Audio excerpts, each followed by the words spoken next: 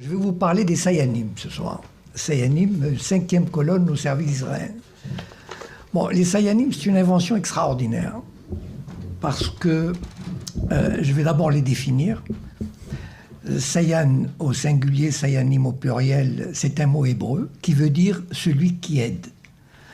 Donc, ce sont des Juifs qui vivent en dehors d'Israël, qui sont recrutés par le Mossad et qui donnent un coup de main au Mossad. Ils relèvent du Mossad. Le Mossad a un département qui s'appelle guerre de propagande. Et ces Sayanim sont à peu près 50 000 dans le monde, 3 à 4 000 en France, 3 000 à Londres, 10 à 15 000 aux États-Unis, spécialement regroupés à New York pour la finance et à Los Angeles pour les médias, la télévision, etc. Ils sont recrutés comment? C'est très facile. Il existe une franc-maçonnerie juive internationale, peut-être vous avez entendu parler, qui s'appelle le Bnei Brit, c'est-à-dire les enfants de l'Alliance, et qui regroupe 500 000 membres à travers le monde, réservés aux Juifs. Évidemment, cette franc-maçonnerie, ceux qui en font partie, ce sont des gens de très haut niveau, ne serait-ce que par les contributions financières qui sont très élevées, et qui vont pratiquement du cadre moyen supérieur à un parlementaire, directeur de banque, etc. Enfin, vous pouvez imaginer la catégorie des 500 000 qui font partie de cette organisation. Donc, cette organisation est totalement dédiée à la défense d'Israël. Et quand le Mossad a besoin de quelqu'un, eh ben, il va au Bnei Brit, il consulte la liste et il lui demande « Est-ce que tu veux devenir Sayan ?» Et pour l'autre, c'est un honneur de le devenir. Donc, ils sont où ces Sayanim? Et c'est là où le point principal. Ces Sayanim sont et travaillent, ils mènent leur vie normalement. Ils continuent à vivre normalement en France, par exemple, et ils sont dans toutes les couches de la société. C'est-à-dire, ils sont sur France 2, TF1, ils sont dans la mairie de Lyon, ils sont dans l'armée, ils sont dans la banque.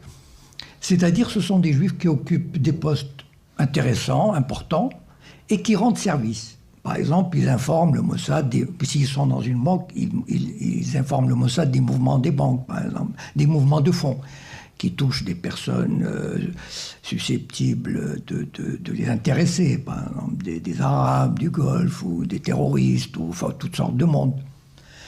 Ou bien, par exemple, ils sont dans... à Air France, par exemple. Tout à l'heure, nous a dit qu'il y avait une liste noire. J'ai tout de suite pensé, tiens, vous savez, le CRIF, il ne peut pas tout faire. Le CRIF, il est puissant, il est écouté, il est entendu, mais il ne peut pas intervenir partout. Ce sont les Sayanim qui interviennent. Les gens ne savent pas qu'il y a des Sayanim, en fait. C'est ça le truc. C'est que on a l'impression que ça vient de l'intérieur. C'est-à-dire, on dit « Ah, Air France a établi une liste noire ». Mais attendez, mais un Français normal, pourquoi il ferait une liste noire? Il ne ferait pas une liste noire.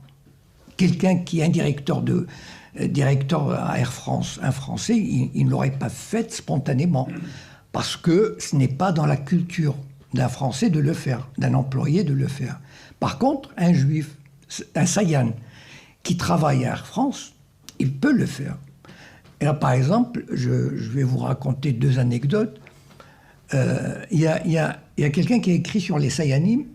C'est un livre que je vous recommande, enfin vous pouvez le trouver en bibliothèque, qui s'appelle Gordon Thomas, et qui a écrit l'histoire secrète du Mossad. Les Sayanim occupent une place très très importante.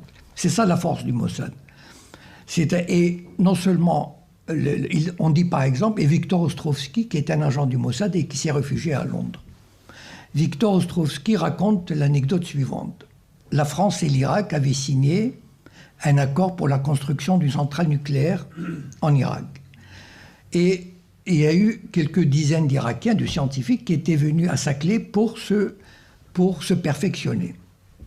Le Mossad, qui était au courant, il avait envie d'avoir leur dossier. Pour un service secret normal, il se creuse les ménages, il se dit comment je vais obtenir ces dossiers. Est-ce que je vais faire par effraction? Est-ce que je vais essayer d'acheter quelqu'un? En tout cas, ça va lui prendre pas mal de temps.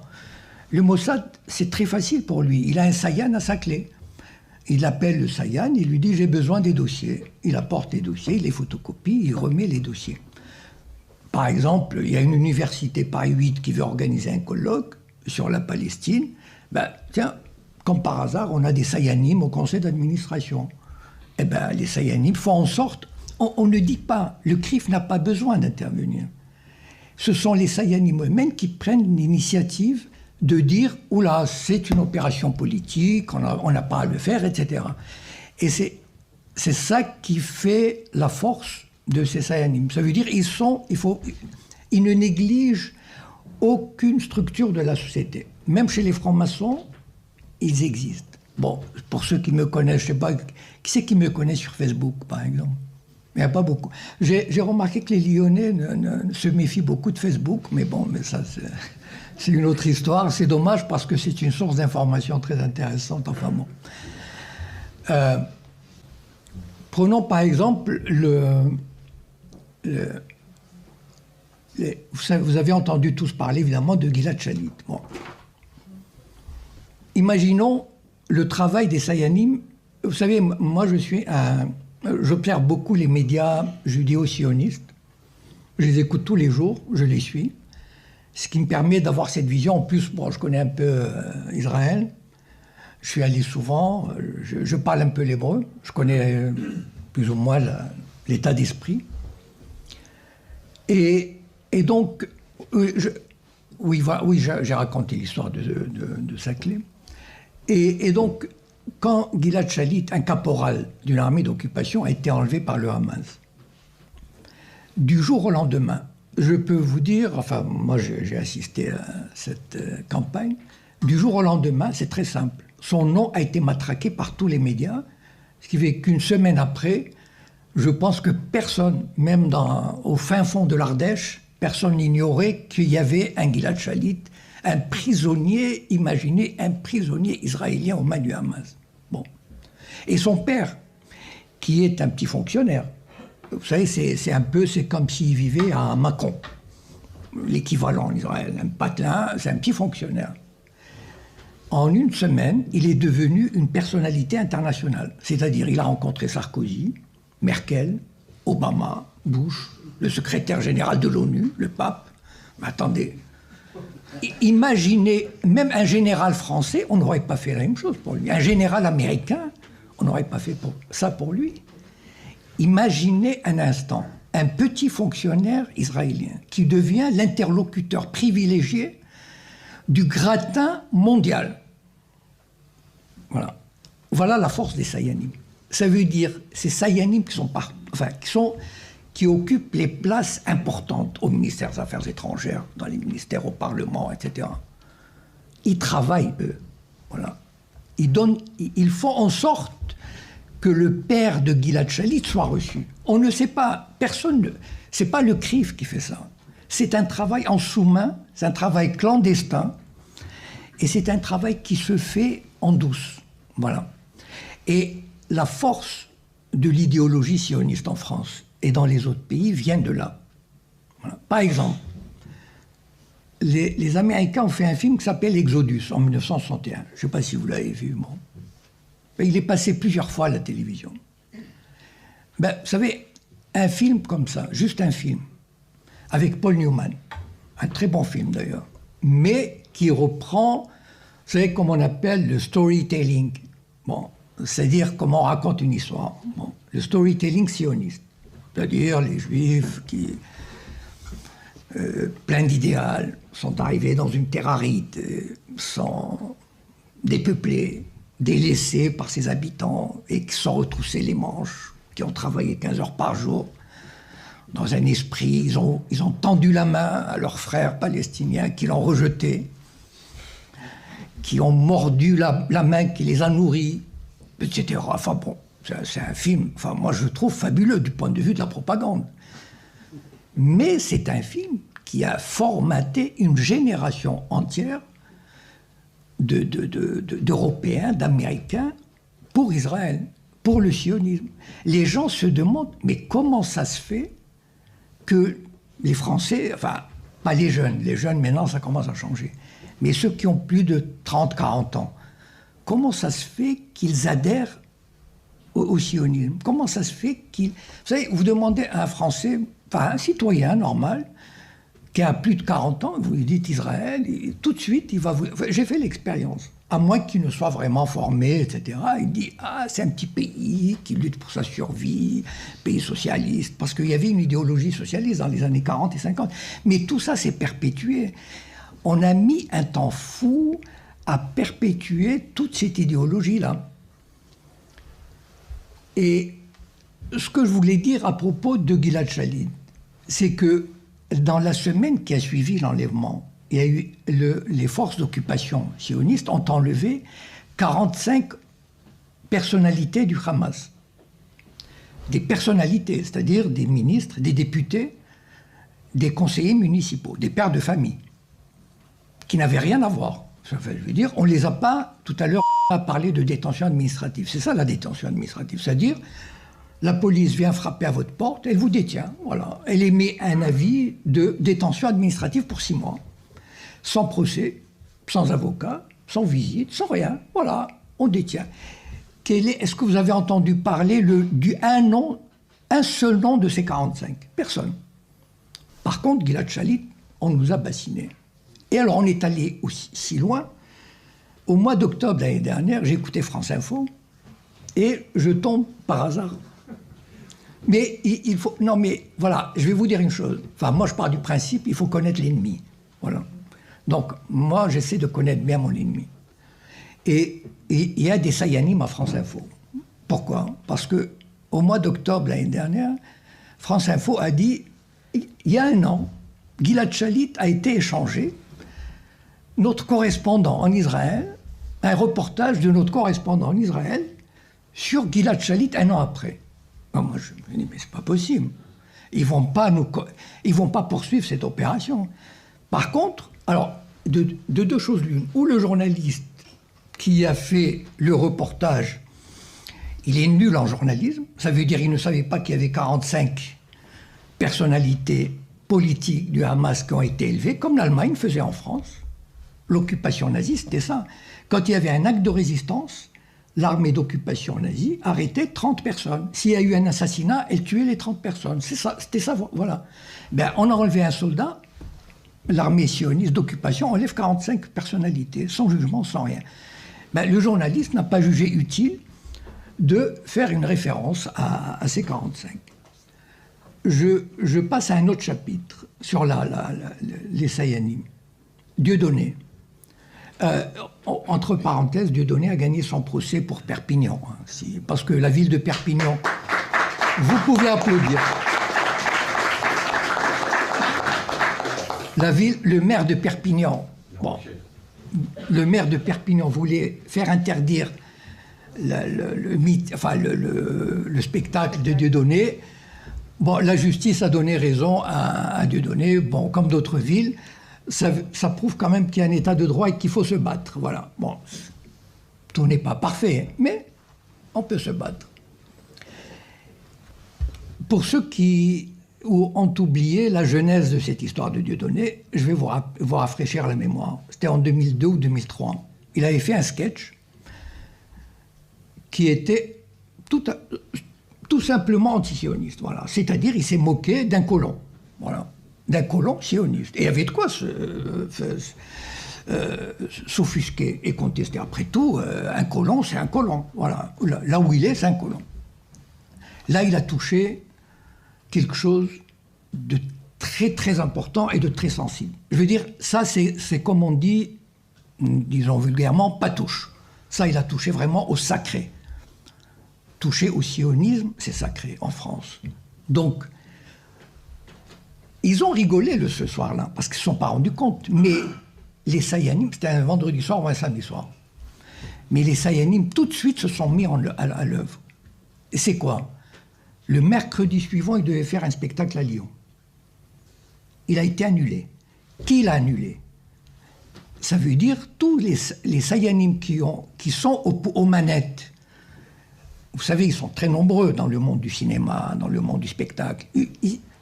C'est pas la peine qu'ils dominent partout. Mais il suffit qu'il y ait quelques-uns qui actionnent les leviers, les bons leviers, voilà, et qui disent j'annule le spectacle, quel que soit le prix à payer, c'est pas grave. Mais c'était une leçon, il fallait donner une leçon à Dieudonné et l'arrêter tout de suite pour dire le message suivant aux autres, attention, on peut rire de tout, sauf de ça. Le sionisme, il n'est pas question. Voilà. On n'a pas poursuivi Dieudonné en justice pour dire ce sketch et ceci ou cela, et on va attendre le résultat du sketch, le résultat du jugement. Non. Tout de suite après, 3 jours après, et c'était en cascade. Ça veut dire que, vous savez, encore une fois, c'est pas le CRIF qui a fait ça. Le CRIF ne peut pas tout faire, mais ce sont les Sayanim. Voilà. C'est pour ça que je me suis intéressé à ce sujet en particulier, des Sayanim, et j'ai écrit un roman qui s'appelle Le Printemps des Sayanim, j'en parlerai tout après. C'est parce que c'est un domaine absolument inconnu. Avant que j'en parle, personne n'a jamais parlé des Sayanim. Le mot même était inconnu, le mot était peut-être tabou, je ne sais pas. En tout cas, on ne l'a jamais utilisé. Alors, il y a une suite à l'affaire Dieudonné, c'est-à-dire que les gens ne connaissent pas véritablement... Enfin, dont les gens ne connaissent pas les tenants et les aboutissants. Et c'est là où je veux dire, comme observateur des médias, j'ai découvert un truc intéressant. L'UEJF, c'est-à-dire l'Union des étudiants juifs de France, et sa filiale SOS Racisme, vous savez bien que SOS Racisme a été créé par des sionistes, par des juifs sionistes. Bon, ça, si vous ne savez pas... bon. Donc, et c'est le relais de l'UEJF. Enfin, vous savez que quand le président de l'UEJF démissionne, enfin, descend de sa présidence au bout de 2 ans, il devient ipso facto vice-président de SOS Racisme. Bon, et puis de toute façon, enfin, SOS Racisme n'a jamais critiqué l'occupation, ni la colonisation, enfin, etc. Et donc, les deux, main dans la main, ils ont créé ce qu'on appelle Rire contre le racisme. Peut-être que vous avez vu ça ça passe sur France 2, une fois par an, au mois d'octobre à peu près, je crois. Et c'est exactement la réponse. Moi, j'ai suivi, je sais, j'ai entendu l'interview du président de l'UEJF. C'était une réponse à Dieudonné. C'est-à-dire, nous, vous allez voir, nous, on va rire, mais sans parler de politique, d'occupation, toutes ces choses qui fâchent. Nous, on va rire contre le racisme, voilà.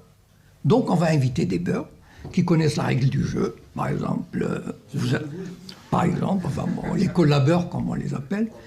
Donc, ils viennent, on leur dit, voilà, on loue le Zénith. Évidemment, ils ont des moyens.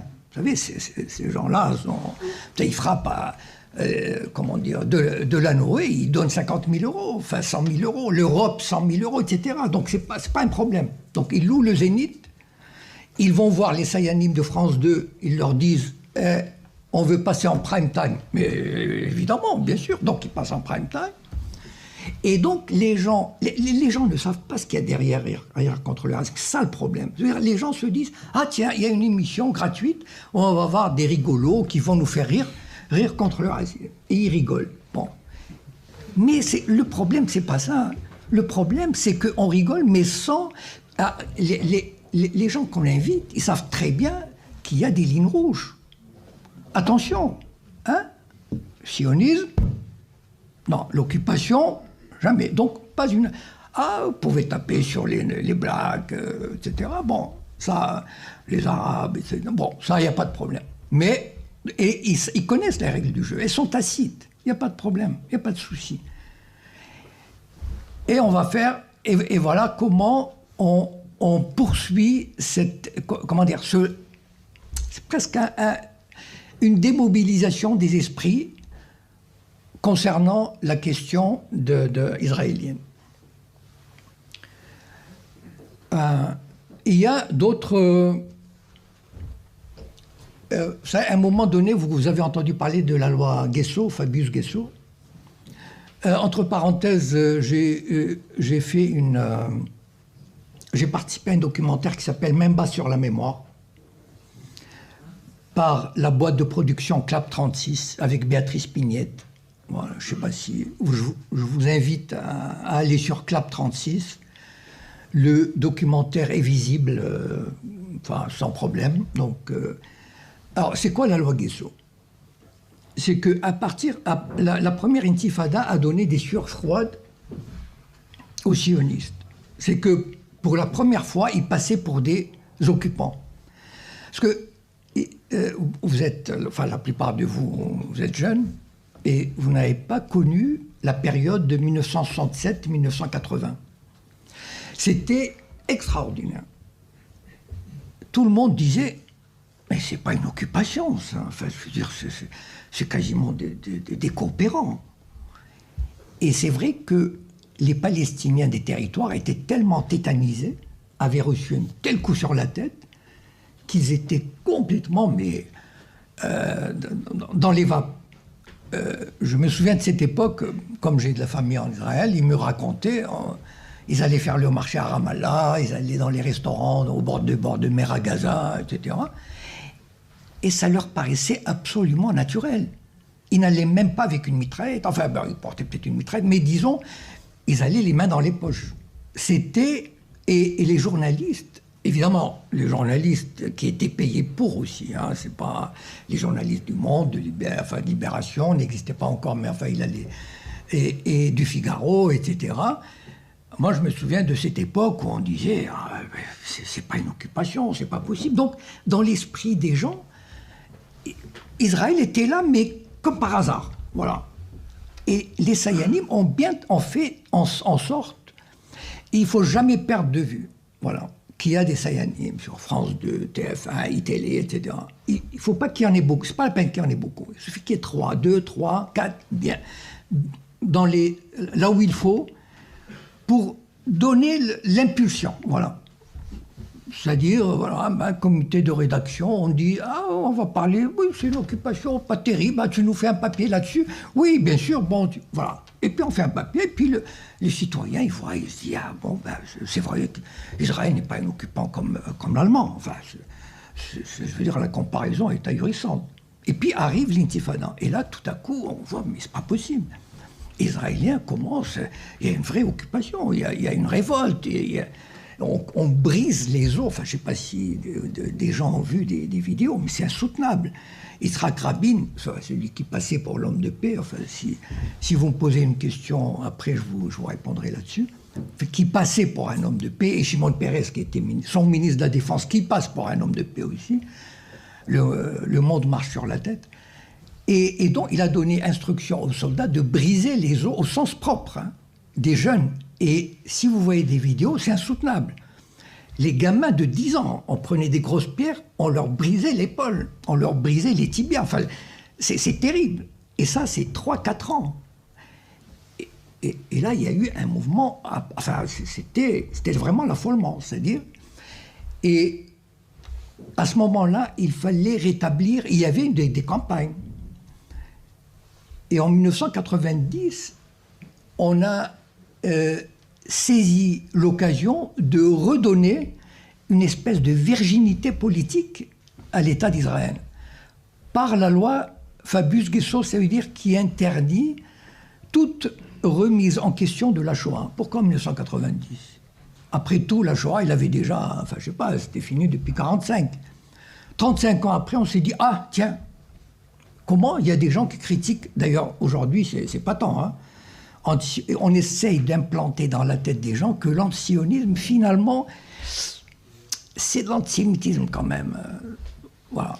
Donc, et donc, à ce moment-là, on a établi cette loi qui fait que toute remise en question, toute discussion sur la Shoah, toute recherche historique sur la Shoah qui ne correspondrait pas à la doxa officielle, je veux dire la doctrine officielle, est punissable par la loi. Bon. Et là, il y a eu toute une, comment dire, oui, comme une industrie. Vous savez, Norman Finkelstein, je vous invite à le lire, qui parle de l'industrie de la Shoah, c'est extraordinaire. Donc, comment on va utiliser cette loi pour aussi briser toute contestation et redonner une légitimité à Israël. Et là, je voudrais vous dire, vous connaissez Jacques Lanzmann. Enfin, vous avez entendu parler peut-être. Ben, j'espère. Même si, enfin, c'est peut-être pas en bien, mais c'est pas grave. Enfin, en tout cas, Jacques Lanzmann, et vous connaissez la revue Les Temps modernes. Les Temps modernes a été fondée en 1946 ou 1947 par Jean-Paul Sartre et Simone de Beauvoir. Bon.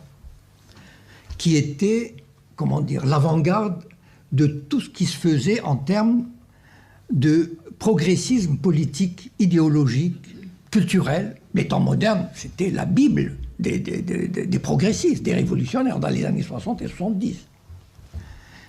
Il se trouve que les Temps modernes, à la mort de Sartre et de Simone de Beauvoir, qui est devenu président? Jacques Lanzmann. Il a transformé les Temps modernes. Moi, j'ai lu, c'est incroyable. C'est devenu un torchon sioniste.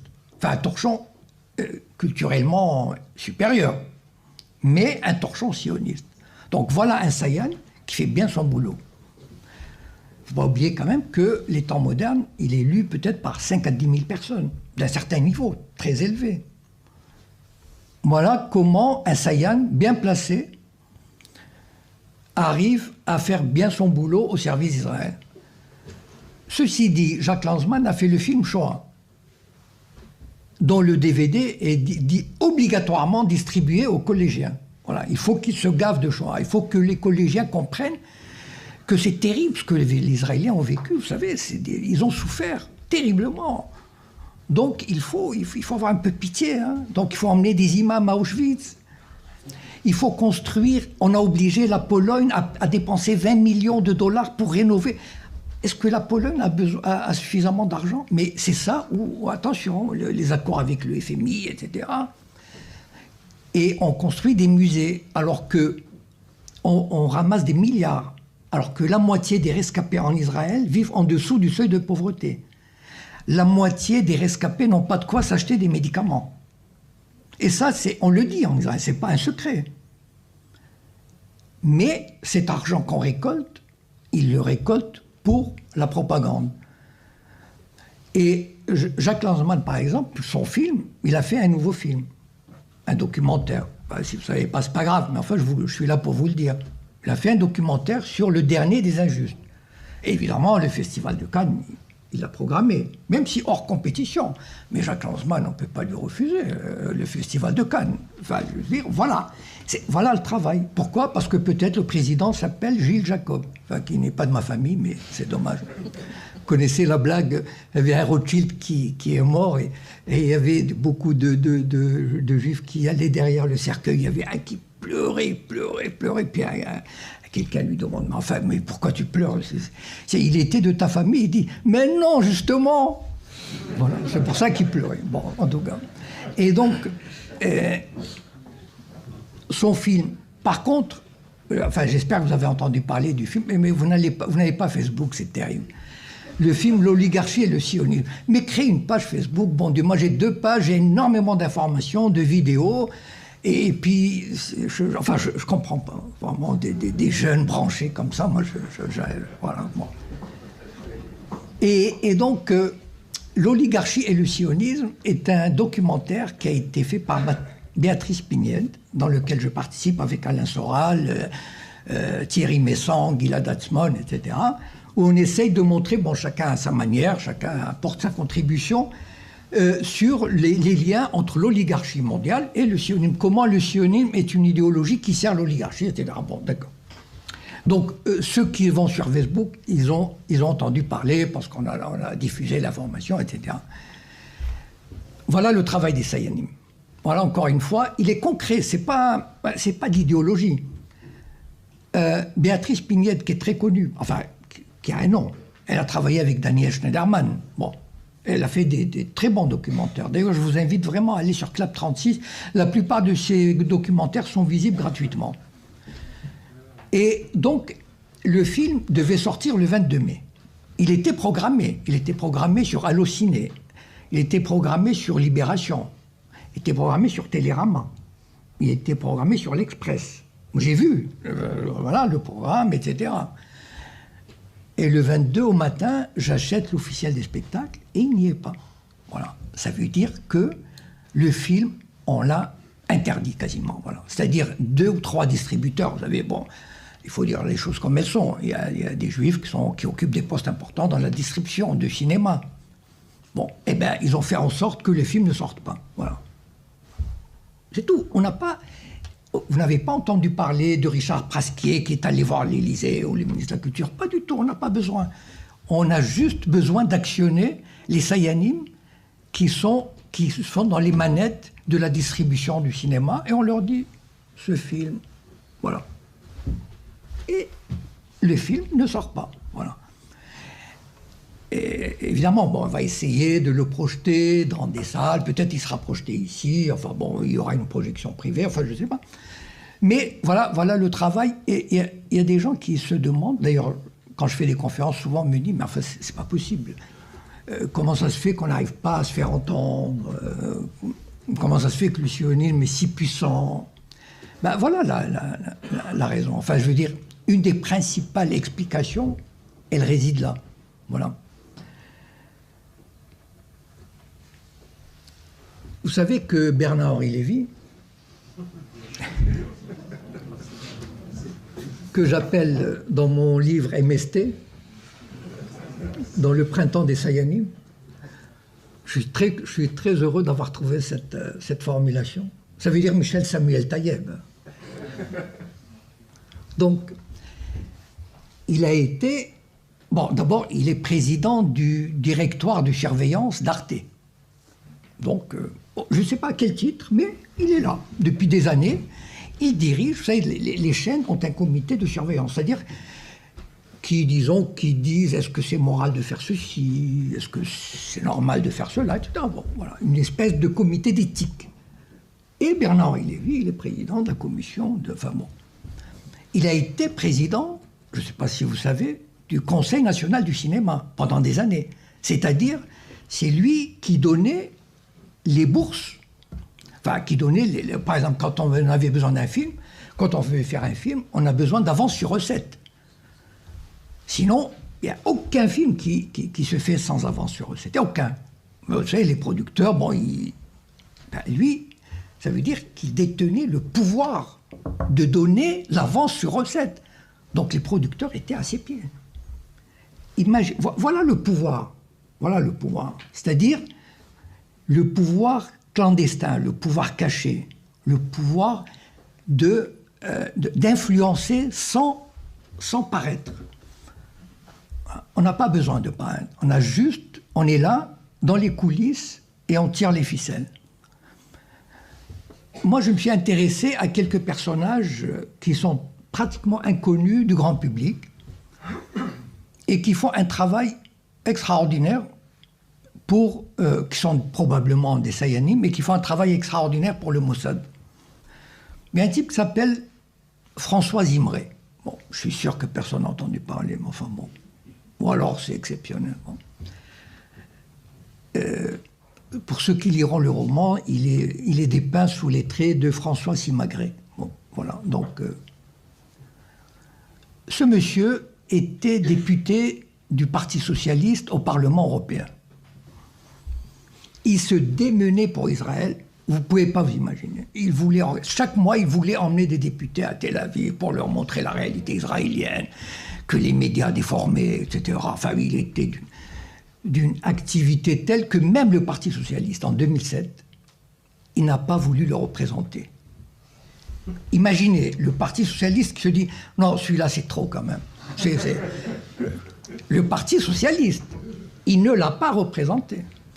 Mais ne vous en faites pas, Sarkozy l'a nommé ambassadeur de France pour les droits de l'homme. Voilà. Donc depuis 4 ans, il est ambassadeur de France. Imaginez le travail d'un type comme ça. Imaginez seulement le travail d'un type, le travail de sape, le travail de propagande qu'il fait en allant au Maroc, en Tunisie, etc., dans tous les pays, ambassadeur pour les droits de l'homme. Alors que c'est un agent du Mossad, c'est un Sayan. Voilà. C'est ça le travail des Sayanim. Bon, je ne sais pas si... moi, je pense que je vais terminer parce que moi, je préfère, j'aime bien le débat. Donc, je voudrais dire juste une chose, enfin deux choses pour terminer. Pourquoi j'ai intitulé la conférence « Les Sayanim, une 5e colonne au service d'Israël » Parce que, pour moi, les Sayanim sont des juifs français, enfin, pas tous les juifs, hein, les Sayanim, ceux qui acceptent de travailler pour le Mossad, les Français, les Anglais, les Américains, ils ont le cœur là-bas en Israël. Ils n'ont pas le cœur en France ni aux États-Unis. Ce sont, en cas de guerre, en cas de tension, ils choisiront plutôt Israël. Je sais comment ils fonctionnent. Et donc, c'est une 5e colonne. C'est-à-dire, une 5e colonne, bah, vous savez ce que c'est. Hein. Donc, voilà, ça veut dire que ce sont des agents étrangers qui travaillent pour leur pays d'origine. Voilà. Donc, il ne faut pas se leurrer. Bon. J'ai écrit Le Printemps des Sayanim pour des raisons... Vous savez, moi, avant, j'étais un romancier normal, entre guillemets. C'est-à-dire, j'écrivais sur l'amour, les femmes, enfin, etc. Bon. Mes romans étaient surtout sur la société marocaine. Voilà. Donc, j'en ai écrit 5. Bon.